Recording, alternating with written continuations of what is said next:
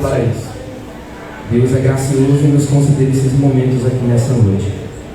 Sendo assim, eu gostaria de falar aos irmãos a respeito de 4 jovens que foram alcançados pela graça de Deus e fizeram jus a isso no lugar onde estavam.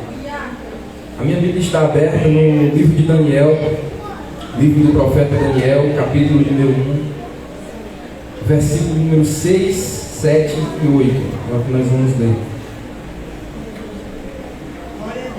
Diz assim o texto: Ora, entre esses estavam os filhos de Judá, Daniel, Ananias, Misael e Azarias, a quem o príncipe dos eunucos deu nomes, pois ele deu a Daniel o nome de Beltesazar, e a Ananias, Sadraque, e a Misael, Mesaque, e a Azarias, Abednego. Porém, Daniel propôs em seu coração que não se contaminaria com a porção do alimento do rei, nem com o vinho que ele bebeu. Então pediu ao príncipe dos eunucos que ele não se contaminasse.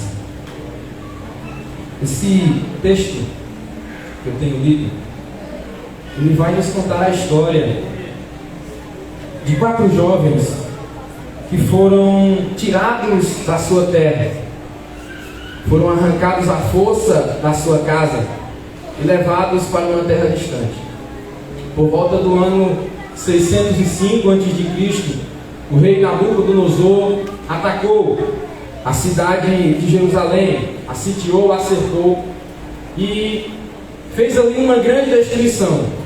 Destruição essa que havia sido profetizada através dos profetas de Deus por causa do pecado que aquelas cidades, que aquelas pessoas estavam vivendo. Tendo acontecido isso, aquele rei, ele ordenou que os jovens daquela cidade, daquelas cidades, que fossem de linhagem real, fossem todos pegos e levados para a Babilônia. Isso aconteceu na primeira deportação para a Babilônia, pois Jerusalém foi atacada mais de uma vez. Nesta primeira leva de cativos, encontram-se estes 4 jovens, os quais já tenho citado aqui nessa noite.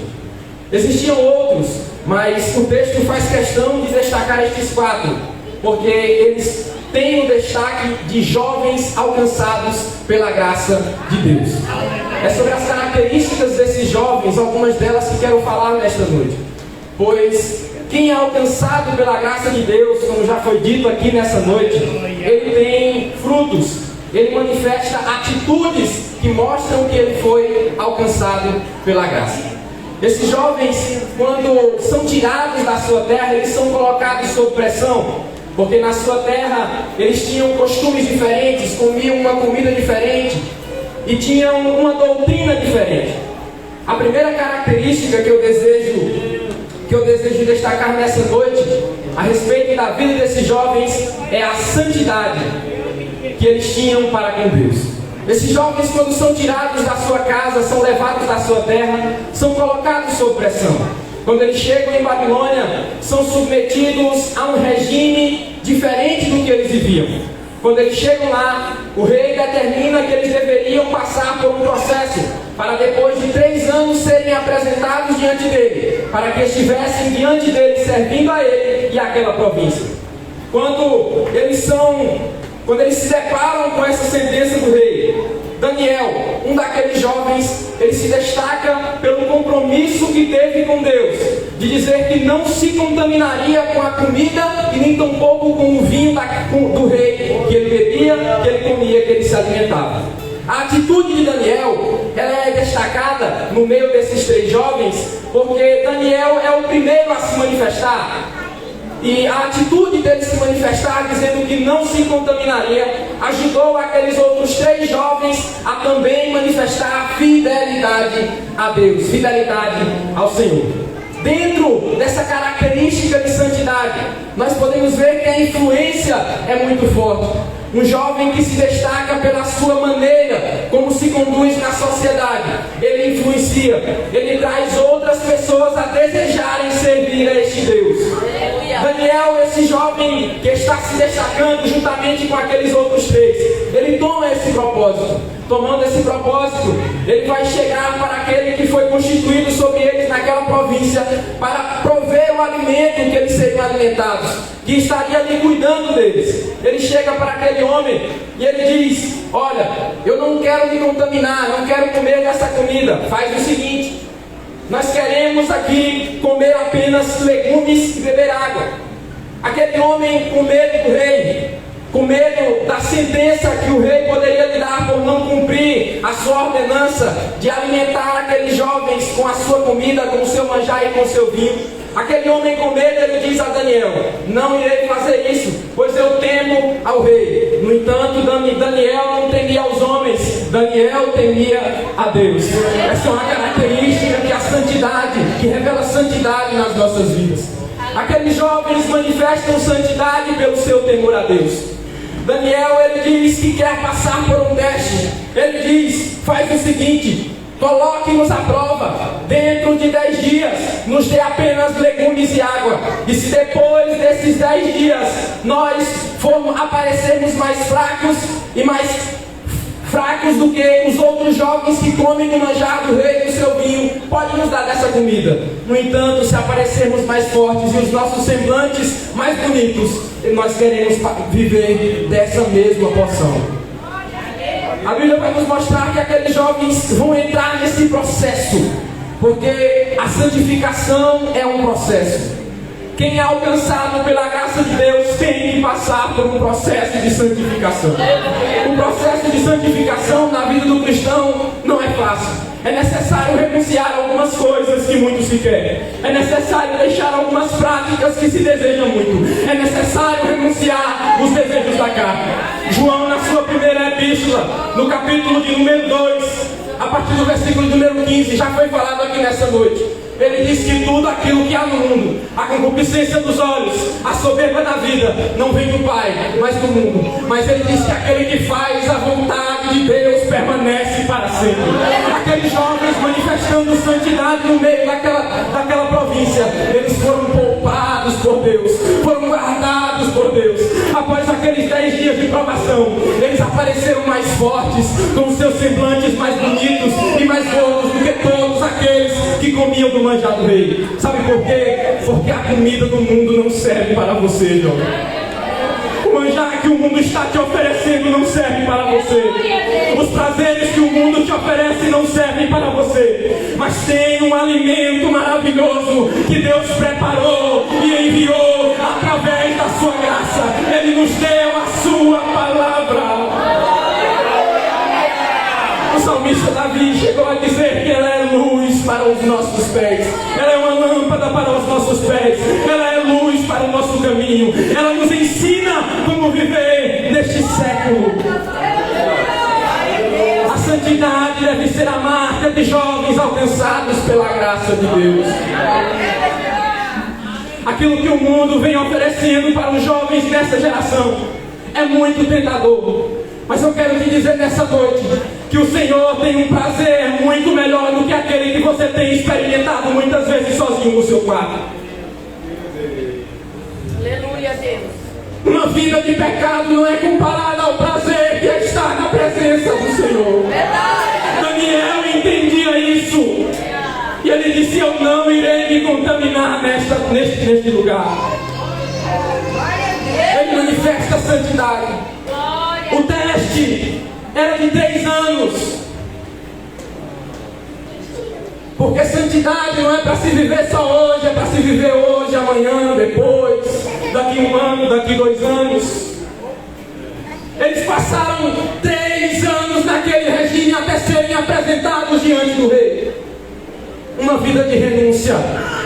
Aleluia. Mas a Bíblia vai dizer que quando eles são apresentados diante do rei, eles são achados 10 vezes mais sábios do que todos aqueles que comiam do manjar do rei. Porque aquele que se alimenta da palavra de Deus, que obedece os seus mandamentos, que está plantado na sua casa, ele prospera diante dos ímpios. Deus não lhe deixa ser frustrado. É interessante que o teste foi de 10 dias. e que a exaltação de Deus na vida dele foi 10 vezes mais, conforme aquilo que eles fizeram para o Senhor.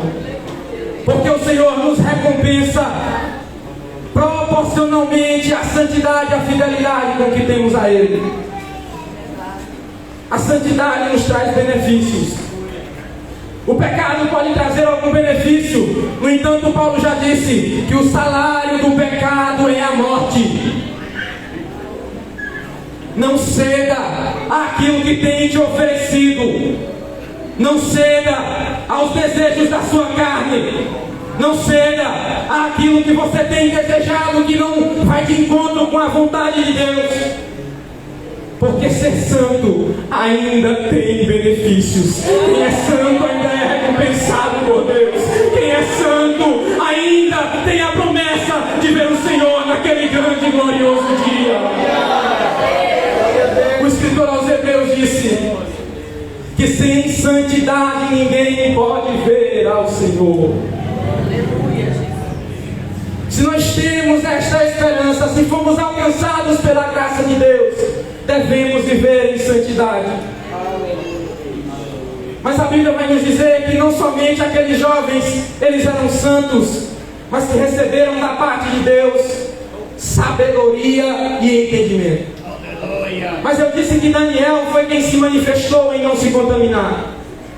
E é interessante que Deus, Ele é fiel, Ele é benigno, Ele é maravilhoso para com aquele que lhe é fiel, que lhe serve com fidelidade, irmão Chico. Deus, Ele recompensa aquele que lhe é fiel. Aleluia! Aqueles jovens no meio daquela província vão passar por uma prova muito grande. Depois de haverem sido apresentados diante do rei, a Bíblia vai nos dizer que o rei tem um sonho. E aquele rei esquece do sonho. Ele manda reunir diante dele todos os sábios, magos e astrólogos de Babilônia. Coloca diante dele todos aqueles que vestiam com artes mágicas de Babilônia. E ele vai dizer a eles: sonhei um sonho, o meu espírito está perturbado, no entanto, eu esqueci. Irmão, a Bíblia vai dizer no versículo de número 17, que esses jovens, pela fidelidade que eles tiveram ao Senhor, Deus lhes deu conhecimento e habilidade em todo aprendizado e sabedoria. E Daniel tinha entendimento em todas as visões e sonhos. A provação que aqueles jovens estavam passando naquele momento, ela não era em vão. Era Deus os provando para que eles pudessem usar aquilo que Ele deu para que eles usassem. Porque quando somos santos, quando nos negamos a nós mesmos, Deus nos entrega coisas que não entrega para outras pessoas. Quem se separa para o Senhor recebe mais. Irmão, na nossa geração nós vivemos um tempo em que o mundo quer nos influenciar, nos dando coisas que aos olhos é muito bonito, mas só que amanhã nos trará destruição. Em Provérbios, Salomão, entendendo disso pela sua vida que levou, ele disse que há caminhos que parecem ser de vida, mas no seu final são os caminhos da morte. Esses jovens recebem da parte de Deus sabedoria para utilizarem em um momento estratégico. Porque na sua caminhada, jovem, terá provações, mas tenha certeza que Deus lhe capacitará para vencê-las com sabedoria e entendimento. Quem se separa para Deus ainda recebe bênção da parte dele. Mas as bênçãos de Deus são estratégicas. Aqueles magos chegam para Nabucodonosor e dizem: isso que o rei pede é impossível. Não existe homem no mundo que possa fazer isso que o rei está pedindo. Somente os deuses podem o fazer. Nabucodonosor, um homem muito inteligente, ele vira para aqueles homens e diz assim: vocês estão sendo espertos, estão tentando ganhar tempo, mas eu vou lhes dizer, se não me disserem qual foi o sonho que sonhei e a sua interpretação, vocês serão despedaçados e as vossas casas feitas um muro. Naquele momento, mais uma vez, aqueles jovens que faziam parte daquela comunidade, eles são colocados à prova, porque Nabucodonosor vai baixar mais um decreto. E ele vai dizer que todos os magos e sábios de Babilônia deveriam ser mortos, porque não haviam feito aquilo que ele pediu. Daniel, um jovem cheio da graça de Deus. Quando Arioque chega na casa dele com o decreto de Nabucodonosor em mãos, dizendo que iriam os matar, Daniel vai falar com ele. E o texto vai dizer no capítulo 2, versículo número 14, que Daniel respondeu com um conselho e sabedoria. Porque quem se separa para o Senhor, ele tem isso. Quem se separa para o Senhor, ele não se desespera na provação, mas ele está preparado para o momento dela. A Bíblia vai dizer que Daniel, ele fala com aquele homem e diz: espera, deixa eu entrar diante do rei, deixa eu conversar com o rei. Daniel vai entrar diante do rei. Ele vai pedir ao rei um pouco de tempo. O rei vai lhe conceder esse tempo e Daniel vai voltar para casa e vai contar aos seus amigos a sentença que está decretada sobre eles. Mas ele vai dizer: vamos orar, e o Deus do céu há de nos revelar. Deus há de ter misericórdia de nós. Irmão, deixa eu te dizer, a tua santidade, a tua separação para Deus resultará em frutos. Glória a Deus. Tenha certeza que Deus não desampara aquele que se separa para Ele. Porque a Bíblia vai dizer que aqueles jovens vão orar e Deus revela o segredo do rei pela madrugada em uma visão a Daniel. Aquilo que Deus te entregou é estratégico. Aquilo que Deus te entregou é para ser usado. Aquilo que Deus te entregou não é para ficar debaixo do tapete. Use aquilo que Deus te entregou. Valorize aquilo que Deus tem te entregado. Valorize os dons que Deus tem te entregado. Daniel passou 3 anos administrando bem o seu dom, orando, buscando em Deus entendimento. E a Bíblia vai dizer que no momento que ele precisou, Deus foi fiel para com ele. Aleluia! Daniel, ele louva a Deus. E é muito lindo a expressão de gratidão de Daniel a Deus. Ele vai dizer no versículo número 20 do capítulo número 2: bendito seja o nome de Deus para sempre e sempre, pois seus são a sabedoria e o poder, e Ele muda os tempos e as estações, Ele remove reis e estabelece reis, Ele dá sabedoria ao sábio e conhecimento àqueles que conhecem o entendimento, Ele revela as coisas secretas e profundas, Ele sabe o que há na escuridão e a luz habita com Ele. Quem serve esse Deus tem isso disponível no momento em que precisa. A Bíblia vai dizer que Daniel entra na presença do rei. E é muito lindo, eu acho muito lindo a maneira como Daniel ele vai conversar com o rei.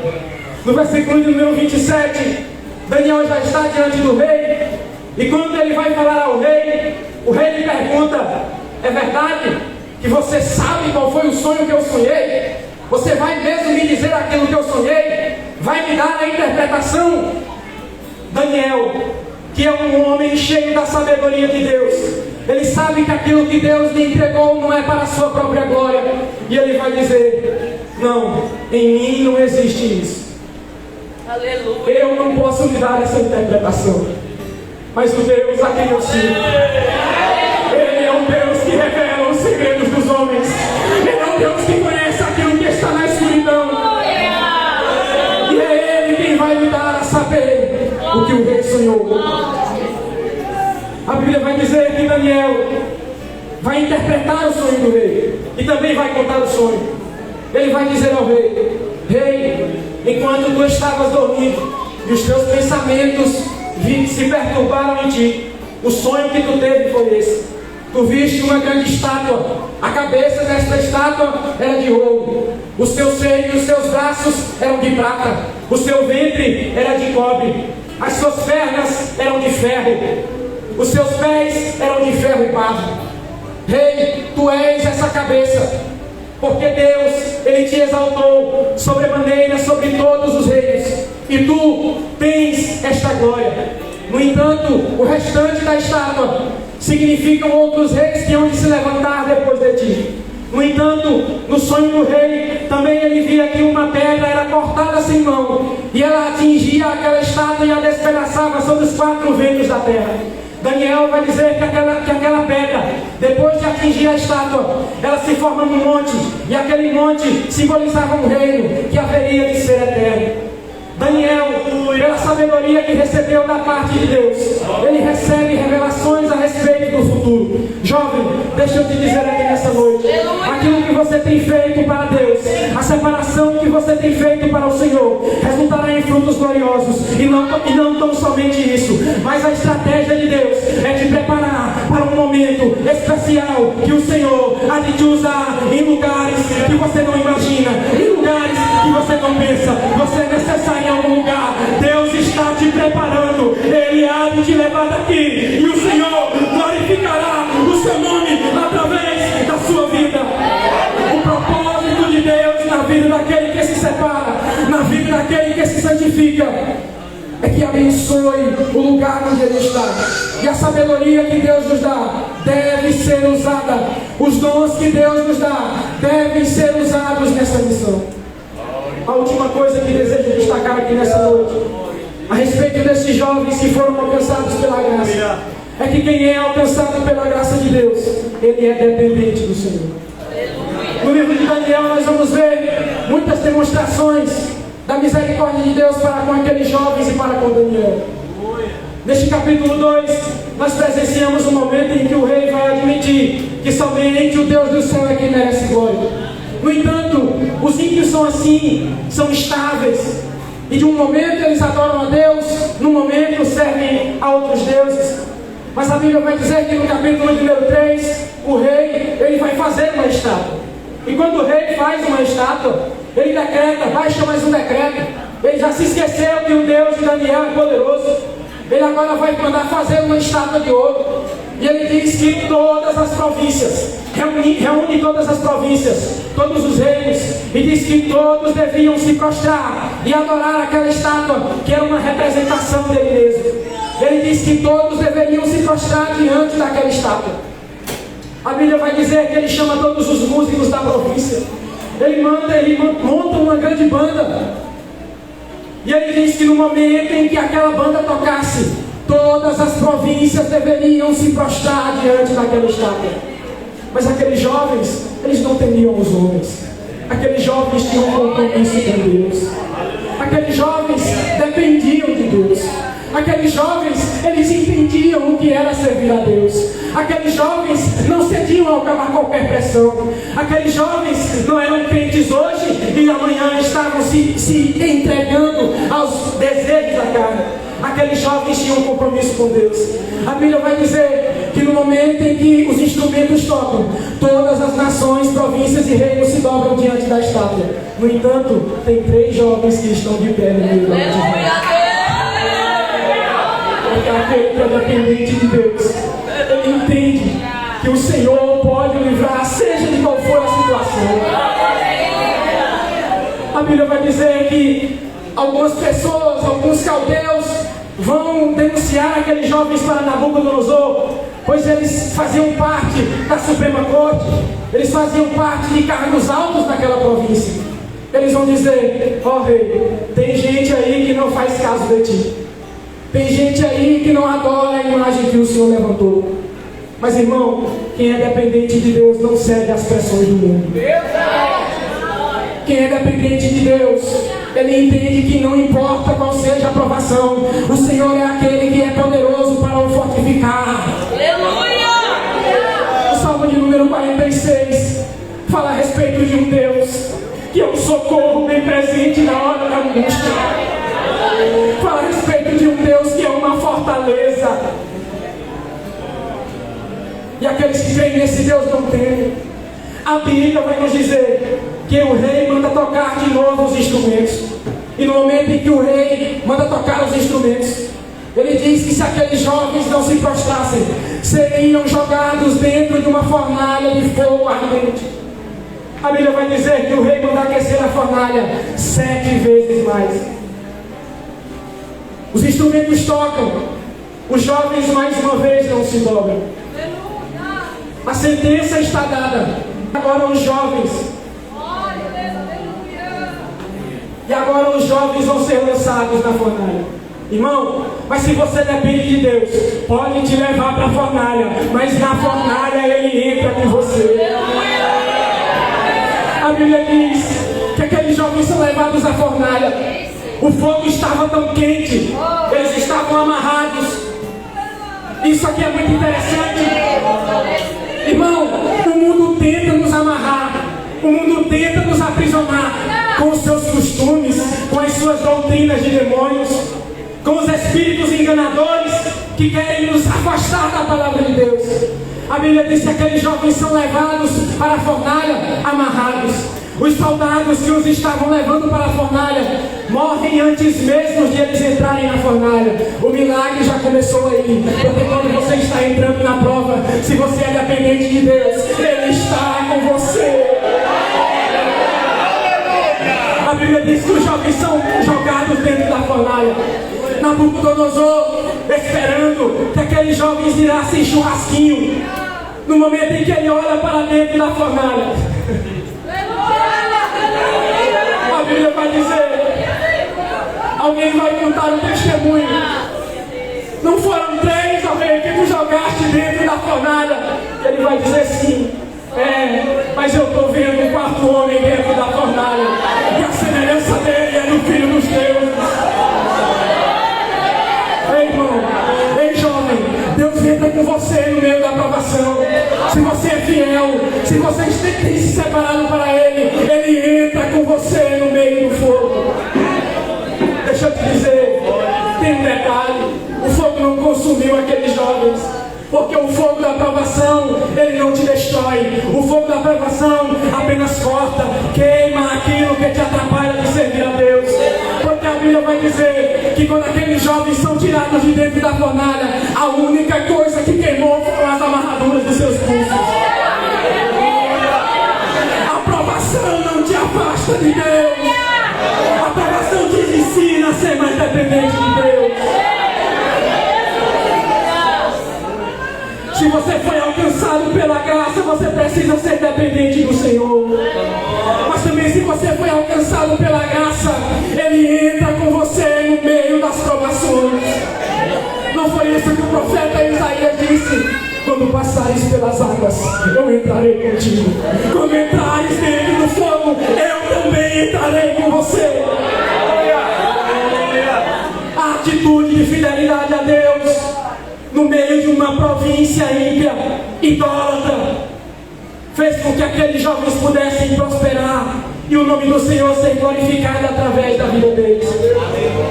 Somente através da dependência do Senhor nós poderemos ver Deus fazer grandes milagres através de nós e em nós. O único caminho que pode nos levar a ver isso é o caminho da santidade. O único caminho que temos para seguir é o caminho da santidade. Não importa a pressão que vem de fora. João já disse, maior é aquele que está em nós do que o que está no mundo. Ele escrevendo, ele disse, jovens, eu vos escrevo porque sois fortes e já vencestes o mundo. Irmãos, ceder à tentação, ceder à provação é uma manifestação de que você não está confiando no Senhor.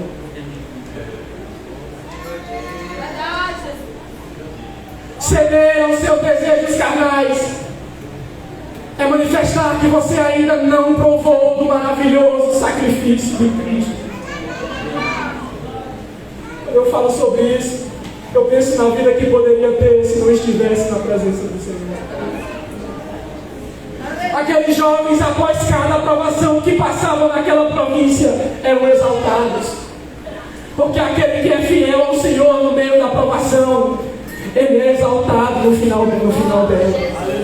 A Bíblia diz que aquele que a si mesmo se humilhar, será exaltado. Pedro disse, humilhai-vos debaixo da potente mão de Deus, para que a seu tempo vos exalte. Só através da dependência de Deus poderemos viver essas coisas.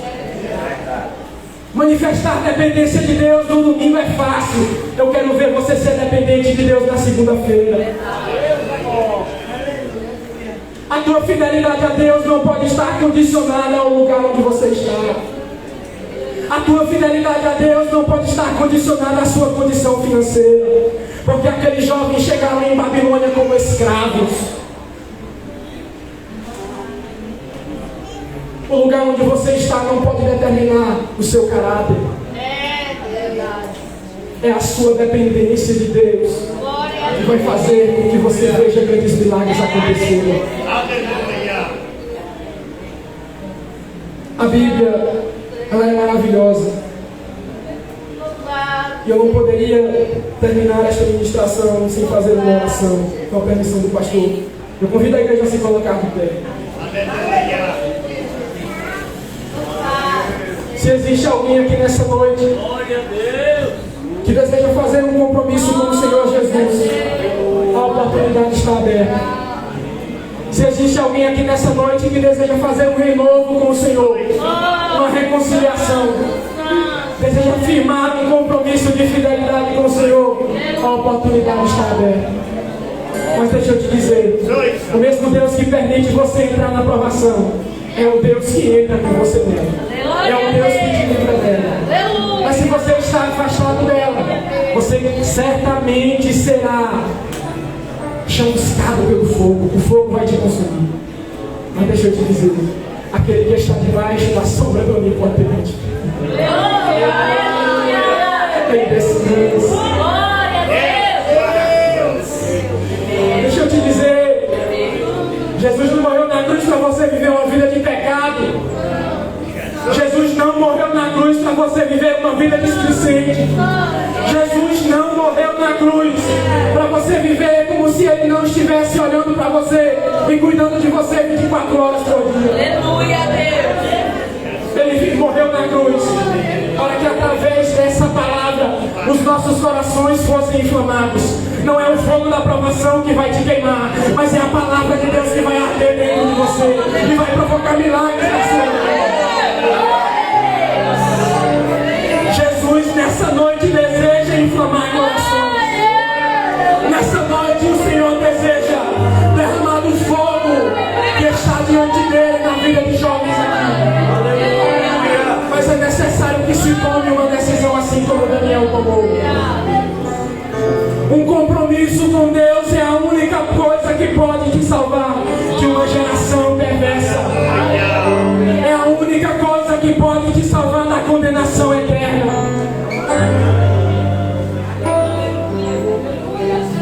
É a única coisa que pode te salvar. Glória a Deus! Eu estou esperando. Se existe alguém nessa noite, já tem um que está vindo ali. Se a igreja se alegra com alguém que faz um compromisso com Deus, glorifica o nome do Senhor. Deixa eu te dizer, Jesus ele tem grandes bênçãos para a sua vida, mas é através do seu compromisso com Ele que Ele há de manifestar esses milagres na tua vida. A tua perseverança na presença dEle é o que fará você ver grandes milagres.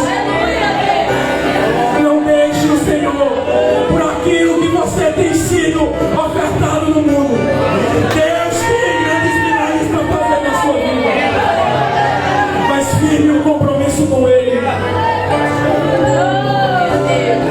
Deus deseja inflamar o coração de pessoas aqui nesta noite. O fogo da presença de Deus vai descer sobre vidas aqui nesta noite. Mas o fogo de Deus, Ele queima tudo aquilo que é ruim. Ele tira toda a impureza. Ele purifica os corações. Esse fogo que Deus quer derramar sobre a sua vida. Deus quer te purificar. É através da sua palavra que Ele vai fazer isso na sua vida. É através de um compromisso com Ele.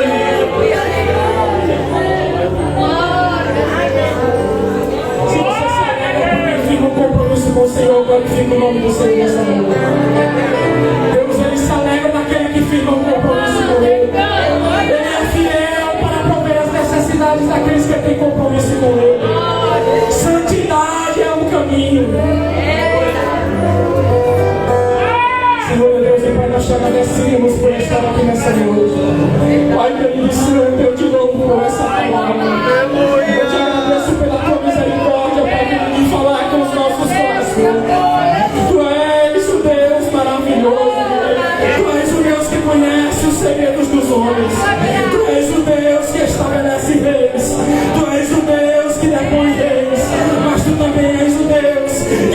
está sentado sobre o trono e o governo de toda a terra está sobre minhas mãos. Eu te apresento a vida daqueles que estão diante de ti nessa noite. Senhor Jesus, fortalece os meus corações, que o compromisso que eles têm contigo permaneça até o dia da tua vida. Mas, Pai querido, derrama da tua graça sobre a vida deles nessa noite. Derrama do teu fogo purificador aqui nessa noite. Vem encher-os com o teu Espírito Santo. Vem renovar corações aqui nessa noite, Senhor. Vem inflamar corações que nunca mais sentiram a tua presença.